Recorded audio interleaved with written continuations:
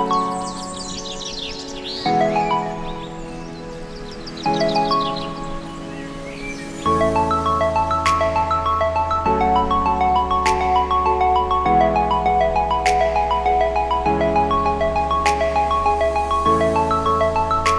الله وبركاته. ازيكم يا جماعة؟ عاملين ايه؟ يا رب تكونوا بخير.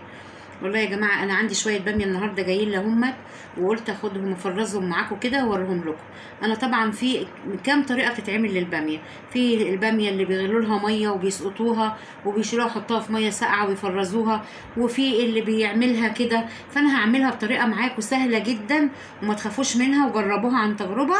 وخزنتها كده وعندي منها لسه وبعمل منها لغاية دلوقتي. تمام. والباميه برضو زي ما انتم شايفينها كده، الحجم بتاعها ومستواه ده حلو، وتقليمها برضو يا جماعه زي ما انتم شايفين كده، علشان خاطر يبقى شكلها حلو، وفي نفس الوقت محدش يقطعها من النص عشان ما تخرجوش الماده اللي هي الحافظه فيها، اللي هي بتحافظ على الباميه وتبقى مش حلوه، وهنا بتبقى بتبوظ بقى. هي يا دوبك تشيلي بس تقمعاها من فوق كده وتقمعاها من تحت كده، وتتساب زي ما هي ناشفه وجميله، هي وتيجوا تعملوها تلاقيها جميله. وهي معاكم زي ما انتم شايفين. هنيجي يا جماعه بقى نعمل ايه دلوقتي كده. معانا كيس اهي التخزين. هنجيب كيس الباميه اللي هنحط فيه، ومعانا حاجه نحط بيها. زي ما قلت لكم يا جماعه ما تقلقوش، عن تجربه عملتها جميله جدا.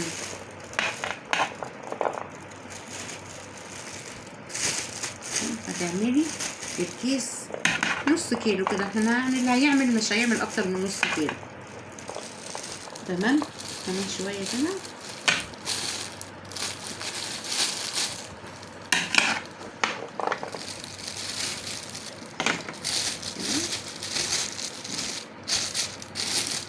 على قد طبختك، هتعملي نص كيلو ماشي، هتعملي كيلو على قد طبختك انتي هتروحي عاملاه معايا. والكيس اهو هنفضي الهوا كده منه تمام خالص خالص، ونيجي كده على اخر الكيس من هنا ونروح رابطين كده.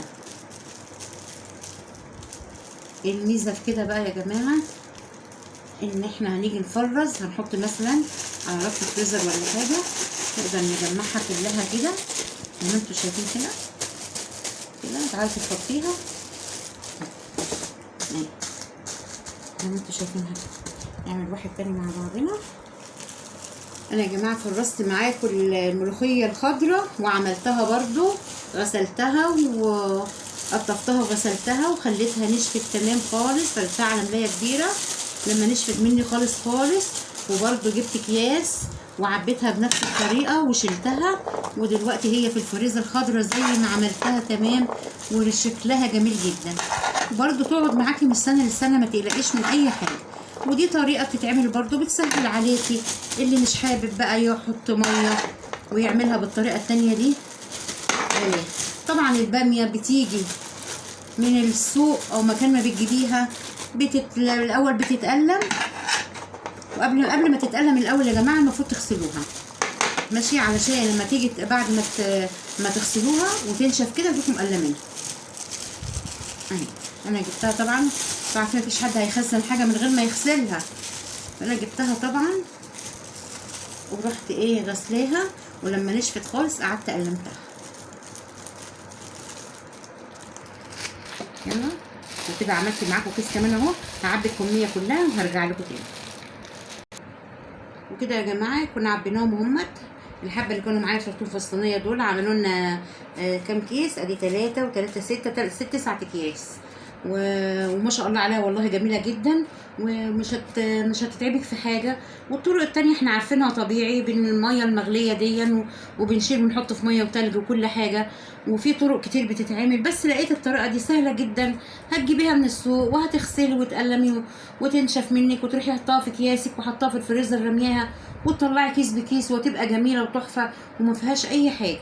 واعمليها وعند ضمانتي وان شاء الله تبقى جميله. والفيديو برضو اللي انا عملت لكم بتاع الملوخيه الخضراء، اللي ما شافوش برضو بنفس طريقه الباميه كده. انا جبت الملوخيه وقطفتها وغسلتها، ولما نشفت عبيتها في اكياس، ورحت ايه مقفلاه عليها برضو كده زي دي، وحطيتها ورصيتها في الفريزر. برضو تطلعي منها كيس تلاقيه اخضر زي الحشيشه وجميل جدا، وتخرطي يا دوبك ياخد خرط ضربه واحده في الكبه، شربتك جاهزه ومحيقاها وكل حاجه، وتروحي رميها شربتك وعاملاها، ما فيهاش اي حاجه. والشطره بتعمل كل حاجه، وانتوا اكيد في بيوتكم بتعملوا حاجات كتير قوي قوي قوي حلوه، ومخزنين باميه بطرق جميله وحلوه. بس انا حبيت اعملها، وزي ما انا متعوده معاكم يا حبايبي اعمل اي فيديو بعرضه عليكم الاول، وبقول لكم الطريقه بتاعتي اهيت، وبوريها لكم بعملها كده، واللي حابب يعملها زي يعملها. وان شاء الله نلتقي في فيديو جديد وبحاجه جديده. وما تنسوش يا جماعه اللي ما اشتركش في القناه يشترك ويفعل الجرس عشان يوصل لكم مني كل جديد. وانا والله بحبكم في الله، وتحطوا لي لايك وعشان كل حاجه تنزل تعجبكم، وانا بعمل لكم جديد في كل جديد، وتشجعوني واخد تشجيع منكم في اللايك اللي انتوا بتحطوه ليا. وربنا ما يحرمناش منكم يا جماعه، ونلتقي في فيديو جديد ان شاء الله وعلى خير. والسلام عليكم ورحمه الله وبركاته.